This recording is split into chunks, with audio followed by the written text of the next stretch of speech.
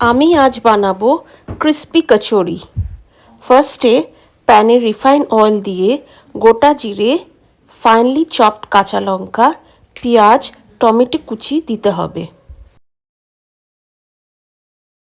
এরপর হলুদ গুঁড়ো, লঙ্কার গুঁড়ো, কাশ্মীরি লাল মির্চ, ধনে গুঁড়ো, গরম মশলা দিয়ে ভালো করে কষাতে হবে। এবার আলু সেদ্ধ দিয়ে নুন ও ধনেপাতা কুচি দিয়ে ভালো করে মেশাতে হবে। সাইডে রেখে ঠান্ডা করতে হবে। ময়দা নিয়ে তার মধ্যে নুন ও জোয়ান দিয়ে ডো বানাতে হবে।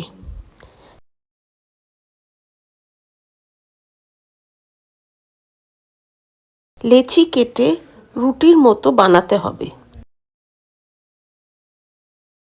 এরপর অয়েল ব্রাশ করে ময়দা ছড়িয়ে ভাঁজ করতে হবে। এবার রোল করতে হবে। মাঝখানে কেটে আবার রুটির মতো বেলে মাঝখানে আলুর পুর দিয়ে কচুরি বানাতে হবে।